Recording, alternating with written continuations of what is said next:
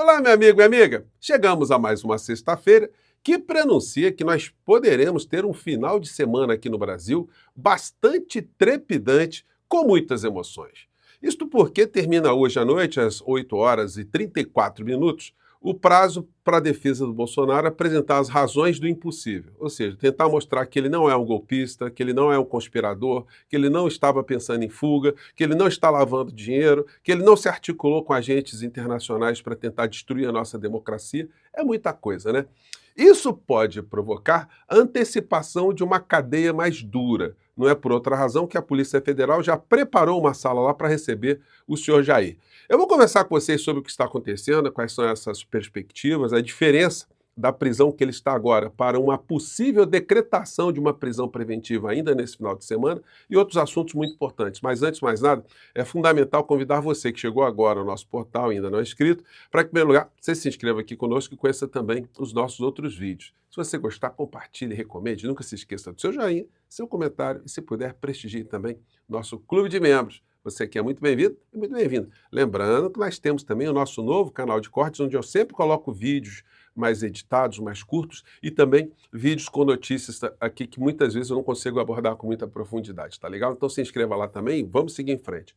Começando aqui com esse fato aqui, né? Polícia Federal deixa cela pronta para eventual prisão de Bolsonaro. Claro, Polícia Federal tem que ser diligente, né? Não pode ser apanhada de surpresa. Afinal de contas, eles sabem o quão criminosa é essa criatura. A penca de crimes, eles investigaram muitas coisas, enfim. Só que eles vão ter que preparar mais adiante outras celas também, que de repente outras figuras aí também graúdas, né, vão fazer parceria com o senhor Jair. Com banheiro, mesa de trabalho e televisão, espaço é para detenção provisória e foi preparado na Superintendência da Corporação do Distrito Federal. Indiciamento Jair Bolsonaro, Polícia Federal deixa a cela pronta para eventual prisão. Então, esse é um fato, né?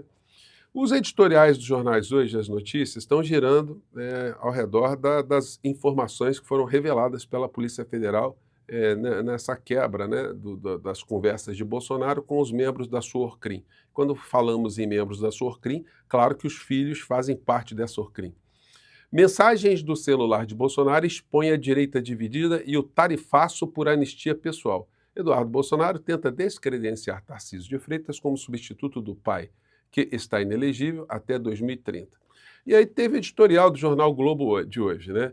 Bolsonaro só age em benefício próprio, revela a Polícia Federal.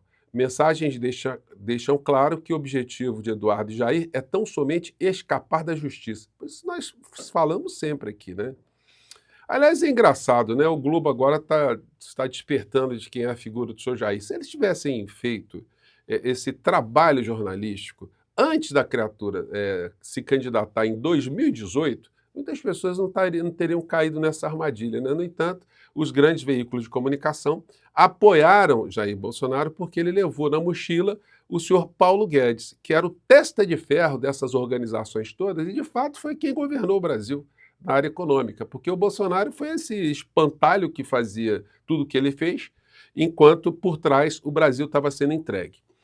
Uma das coisas importantes que apareceu nessa última investigação da Polícia Federal foi um documento lá no PL, em inglês, uma entrevista feita provavelmente pelo advogado que o Bolsonaro estava tramando algum tipo de golpe aqui no nosso país, algum tipo de falcatrua, e o advogado, que deve ser aquele que parece uma criatura de inteligência artificial, ele perguntava, entre outras coisas, o que Bolsonaro faria com o país caso voltasse ao poder. Ora, obviamente está muito materializada que essa gente aí estava pensando, ou está pensando, em fazer com que a figura do criminoso volte ao poder aqui no nosso país. O editorial diz o seguinte: são estarrecedoras as revelações do relatório da Polícia Federal, que dão sustentação a mais um indiciamento de Jair Bolsonaro, seu filho, o deputado Eduardo Bolsonaro. O documento expõe ações recentes de ambos para retalhar autoridades brasileiras responsáveis pelo julgamento da trama golpista marcado para setembro. Na forma e no conteúdo, as mensagens trocadas por pai e filho constituem um escândalo. E é o seguinte, né? Muitas pessoas levantaram, mas é a conversa entre pai e filho. Não. É a conversa entre um criminoso, que está numa medida cautelar, com um outro criminoso que está recebendo dinheiro dele para conspirar contra a nossa democracia. Muitos crimes, gente, podem ser orquestrados e colocados em prática por pessoas da mesma família. Então, enfim, e aí é o seguinte, não, minha conversa aqui, a gente sequestrou uma pessoa, mas a minha conversa com meu filho é uma conversa de pai para filho, né, uma conversa vice-versa. Então não dá, né? Segue o editorial aqui.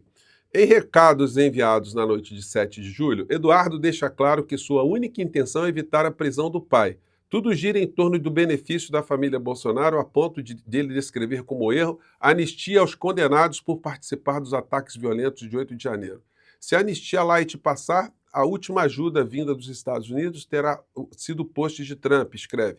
Temos que decidir entre ajudar o Brasil, brecar o STF, resgatar a democracia ou enviar o pessoal que esteve no protesto, que evoluiu para uma baderna, para casa num semi-aberto. E por aí vai. O editorial vai detonando. Entre as provas contra Bolsonaro, a Polícia Federal ressalta que ele movimentou 30 milhões e 600 mil reais em 12 meses e destaca as transferências financeiras para Eduardo, permanecer nos Estados Unidos, onde tem defendido de forma reiterada sanções contra ministros do STF e outros agentes. Aí segue o editorial metralha, né? Polícia Federal identifica a movimentação de 30 milhões para Bolsonaro em um ano. E é o seguinte, o Jornal Nacional ontem deu uma sapecada, né? Coisa que eles não fizeram de uma forma bem objetiva antes do Bolsonaro ser presidente e quando o Bolsonaro se converteu em presidente, durante o período da pandemia. As coisas nunca foram colocadas de forma tão claras como nessa matéria aqui. Vamos acompanhar. Jair Bolsonaro tem até amanhã à noite para explicar o descumprimento de medidas cautelares impostas pelo Supremo Tribunal Federal. Ontem, a Polícia Federal indiciou o ex-presidente e o filho do deputado, Eduardo Bolsonaro, por coação para interferir no julgamento da tentativa de golpe de Estado. O pastor Silas Malafaia foi alvo de busca e apreensão em consequência de mensagens dele para Jair Bolsonaro encontradas num celular do ex-presidente. Aliás, o Silas, ele está fazendo uma carta e ele pediu o apoio dos outros líderes, né, que tem muita expressão. O Edir Macedo, R.R. Soares e o Valdemiro Santiago. Os três deram uma banana para o Silas Malafaia. Ele que se lasque sozinho. Isso não é pouca coisa não, tá? Ele que está querendo colocar a coisa como uma perseguição religiosa, isso é um mau caratismo, é um banditismo. O que a gente pode esperar dessas criaturas, né? Segue a matéria. O aparelho também continha a minuta de um pedido de asilo na Argentina e levantou suspeitas de que Bolsonaro pretendia fugir do Brasil. As mensagens e áudios encontrados nos dois celulares do ex-presidente comprovam, segundo a Polícia Federal, que Jair Bolsonaro descumpriu medidas impostas pela Justiça. Segundo o relatório da PF, mesmo proibido pelo Supremo Tribunal Federal, Bolsonaro manteve a produção e a divulgação de mensagens para as redes sociais e também teve contato com outros réus da ação. Gente, está claro o descumprimento da medida cautelar, né? Porque a Polícia Federal identificou vários repasses de mensagens para grupos de WhatsApp dele. Os advogados não têm como explicar isso, né? Portanto, nós teremos hoje, né, os advogados entregam as justificativas, o ministro Alexandre de Moraes está trabalhando hoje, com certeza, vai despachar para o Paulo Gonet. Se o Paulo Gonet entender que o caso é de uma decretação de uma prisão preventiva, ele vai pedir para o ministro Alexandre de Moraes. E o ministro Alexandre de Moraes decidirá sobre isso. A questão é se os dois estão trabalhando esse final de semana. Se estiverem, olha, lamento informar para os bolsonaristas, mas vai surgir aí uma prisão preventiva, o que vai jogar a criatura lá da casa onde ele está para a Polícia Federal, para esse localzinho mais guardado, né? Sigamos. Da trama golpista. A PF descobriu que em 9 de fevereiro do ano passado, por exemplo, o general da reserva Walter Souza Braga Neto, ex-ministro de Bolsonaro, falou com o ex-presidente por mensagem de texto. Um dia antes, o ministro Alexandre de Moraes havia determinado que os investigados pela tentativa de golpe de Estado não poderiam manter contato entre si. A mensagem a Bolsonaro dizia: "Estou com este número pré-pago para qualquer emergência. Não tem zap, somente FaceTime. Abraços, Braga Neto." A Polícia Federal também encontrou documentos que, segundo os investigadores, mostram que Bolsonaro planejou fugir do Brasil e pedir asilo político na Argentina. A PF descobriu que o arquivo foi salvo no celular do ex-presidente em fevereiro do ano passado, 2 dias depois da operação que apreendeu o passaporte dele. Gente, eu vou falar uma coisa para vocês. Existe quadrilha mais idiota do que a Orcrim de Bolsonaro? Eles sabem que estão sendo investigados, mas eles vão produzindo provas, vão deixando rastros. Eles acham que nada é rastreável, né? Então, será que ninguém informou o Bolsonaro que a continuidade delitiva complica a situação dele? Mas ele seguiu, né? O documento, de 33 páginas, sem data e sem assinatura, era endereçado ao presidente argentino Javier Milei, aliado de primeira hora do ex-presidente. Nele, Bolsonaro se diz perseguido político. Solicito a Vossa Excelência asilo político na República da Argentina em regime de urgência por estar na iminência de ter minha prisão decretada de forma injusta, ilegal, arbitrária e inconstitucional. Segundo a PF, o teor revela que o réu, desde a deflagração da Operação Tempus Veritatis, planejou atos para fugir do país com o objetivo de impedir a aplicação de lei penal. Os metadados do documento, que trazem as informações sobre o arquivo, mostram que o pedido de asilo foi criado por um usuário chamado Fernanda Bolsonaro. A PF afirma que é possível que o usuário em questão esteja vinculado a Fernanda Antunes Figueira Bolsonaro, nora do ex-presidente. E tá enrolando a família toda, né? Tá pegando a mulher do Flávio Bolsonaro, essa criatura super honesta da família, né? Esposa do senador Flávio Bolsonaro. Diante dessa descoberta, o ministro Alexandre de Moraes deu 48 horas para os advogados de Bolsonaro explicarem a suposta tentativa de fuga. Esse prazo termina amanhã à noite. Também em fevereiro do ano passado, Bolsonaro ficou por 2 dias na Embaixada da Hungria, em Brasília. Na época, a defesa do ex-presidente disse que ele foi convidado a se hospedar na embaixada, onde conversou com autoridades húngaras sobre o cenário político dos dois. Isso é uma das coisas mais idiotas, mais surreais, né? Que o bolsonarismo acredita, né? Que ele foi para lá para falar com o embaixador, ele não estava querendo fugir. Países. Em outro trecho do relatório, a PF afirmou que Bolsonaro agiu de forma deliberada para descumprir as medidas cautelares, de forma a subverter as limitações judiciais impostas por vias alternativas, mantendo-se o mesmo modus operandi da milícia digital: difusão em alto volume por multicanais, de forma rápida, contínua, utilizando pessoas com posição de autoridade perante o público-alvo para dar uma falsa credibilidade às narrativas propagadas. Segundo o relatório da PF, o ex-presidente atuou em conjunto com o filho Eduardo e o pastor Silas Malafaia, alvo de operação ontem à noite.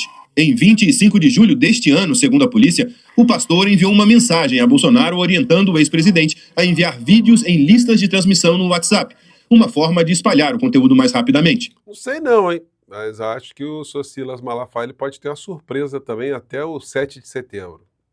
Ele diz: atenção, dispare esse vídeo às 12 horas. 3 dias depois, segundo a PF, Malafaia, atuando com adesão subjetiva ao intento criminoso, instiga Jair Bolsonaro a descumprir as medidas cautelares até então vigentes, solicitando de forma expressa que Bolsonaro encaminhe na sua lista de transmissão o vídeo enviado pelo pastor no dia anterior, mantendo a ideia "você é a voz". A Polícia Federal afirmou que o dolo na conduta dos investigados restou evidenciado a partir do conjunto de ações previamente ajustadas e deliberadas, construídas de modo consistente e gradual, com a finalidade de alcançar interesses ilícitos, em clara tentativa de coerção de autoridades públicas e cerceamento do livre exercício dos poderes constituídos. Então, e a matéria segue, depois eles botam aqueles áudios do Malafaia e vamos embora, né? Só para vocês terem uma ideia como é que coisas estão brotando e vão ser difíceis para o bolsonarismo explicar, os milhões da família, o deputado Eduardo Bolsonaro também não passa aperto. Entre 1º de setembro de 2023 e 5 de junho de 2025, movimentou a bobagem de R$4.600.000, R$2.200.000 oriundos do próprio papai. Michele não precisa mais de depósitos de Fabrício Queiroz. Também se tornou uma máquina. R$2.900.000 em créditos e R$3.300.000 em débitos entre 1º de setembro de 2023 e 22 de agosto de 2024. Isso pode estar por trás do casamento que muitas pessoas afirmam ser de fachada. A Michele se converteu numa negociante e ela está com o Bolsonaro porque ela não pode perder o nome do Bolsonaro, está ganhando muito dinheiro, como ela nunca ganhou na vida dela, e o Bolsonaro mantém um casamento também por conveniência para não ser mais uma ruptura de casamento, né? Bom, a maior parte do dinheiro veio de uma empresa da qual ela é sócia, R$1.900.000 e do PL, R$381.000. Carlos Bolsonaro manda melhor ainda. Neste mesmo período, o movimento foi de R$4.850.000. Olha só, gente, se pegar a família toda, vai dar uma movimentação estratosférica, né? Aliás, fica mais uma pecha para o Bolsonaro, né? De lavador de dinheiro. Porque ele vai ter que explicar isso também. Mais de R$30 milhões em período de menos de um ano, não é? Então, para quem ficava comendo franguinho com farofa, querendo passar a ideia que era um pobretão, a criatura gosta de malocar muito dinheiro, né? Dinheiro vivo. Gente, eu fico por aqui, mais tarde a gente volta, que coisas irão acontecer hoje no Brasil e amanhã também, tá bom? Um grande abraço, tchau.